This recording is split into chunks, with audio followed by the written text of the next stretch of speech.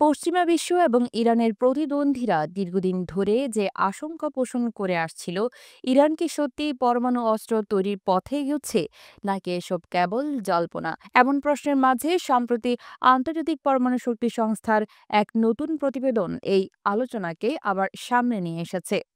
British সংবাদ মাধ্যম বিবিসির এক বিশ্লেষণে বলা হয়েছে, যখন ইরান ও যুক্তরাষ্ট্রের মধ্যে পরোক্ষ আলোচনার সম্ভাবনা নিয়ে আন্তর্জাতিক মহল ব্যস্ত, তখন আইএইএ এর প্রকাশিত সর্বশেষ প্রতিবেদন নতুন করে উদ্বেগ সৃষ্টি করেছে।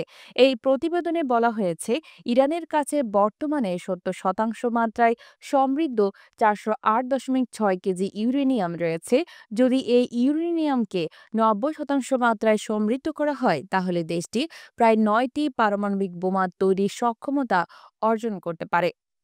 আইএইএ এর মহাপরিচালক রাফায়েল গ্রোসি একাধিকবার ইঙ্গিত দিয়েছেন যে ইরান হচ্ছে বিশ্বের একমাত্র উন্নয়নশীল দেশ যারা এত উচ্চ মাত্রায় ইউরেনিয়াম সমৃদ্ধ করছে। তবে পরমাণু অস্ত্র তৈরি ছাড়াই তিনি আবারও ইরানকে পূর্ণ ও কার্যকর সহযোগিতার আহ্বান জানিয়েছেন। রয়টার্সের বরাতে জানা যায়, এই প্রতিবেদনের ভিত্তিতে জাতিসংঘ নিরাপত্তা পরিষদে ইরানের পরমাণু কার্যক্রম নিয়ে আলোচনা হতে পারে। তবে অনেকের ধারণা, এমন পদক্ষেপ ইরানকে আরও কঠোর অবস্থানে যেতে প্ররোচিত করতে পারে, যা যুক্তরাষ্ট্রের সাথে কূটনৈতিক সমঝোতা কঠিন করে তুলবে।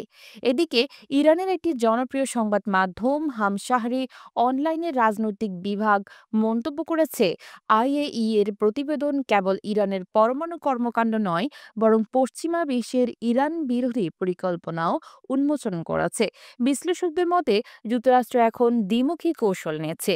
একদিকে ইসরায়েলের সামরিক হুমকি ব্যবহার করে চাপ সৃষ্টি, অন্যদিকে ব্রিটেন, ফ্রান্স ও জার্মানির ট্রিগার মেকানিজম চালুর হুমকি দিয়ে আলোচনার ক্ষেত্রে তেহরানকে একটি নির্দিষ্ট পথে চালিত করতে চাচ্ছে। ইসরায়েলের প্রধানমন্ত্রী নেতানিয়াহুর দপ্তর থেকেও এক বিবৃতি এসেছে, যেখানে বলা হয়েছে আইএইএ একটি গুরুতর ও স্পষ্ট প্রতিবেদন দিয়েছে যা প্রমাণ করে ইরান পরমাণু বোমার দিকে এগোচ্ছে। যদিও আন্তর্জাতিক মহল থেকে একাধিকবার সতর্কবার্তা দেয়া হয়েছে, তেহরান এখনও তাদের অবস্থান থেকে সরে আসেনি। তবে ইরান এই অভিযোগ অস্বীকার করে বলেছে, তাদের পরমাণু কর্মসূচি সম্পূর্ণভাবে শান্তিপূর্ণ। ইরানের পররাষ্ট্রমন্ত্রী আব্বাস আরাকচি স্পষ্টভাবে বলেন, পরমাণু অস্ত্র আমাদের কাছে গ্রহণযোগ্য নয়। আমাদের অবস্থান পুরনো এবং অপরিবর্তিত। একজন ইরানি রাজনীতি বিশ্লেষক আল জাজিরাকে বলেন, দুই পক্ষই একে অপরের উপর চাপ সৃষ্টি করতে যাচ্ছে। এটি একটি কৌশলগত খেলা। তিনি আরও বলেন, আইএইএ এর এই প্রতিবেদন ইরানের আলোচনার টেবিলে একটি হাতিয়ার হতে পারে। তবে এর ফলে দেশটির ওপর নতুন নিষেধাজ্ঞা আরোপের সম্ভাবনাও তৈরি হয়েছে।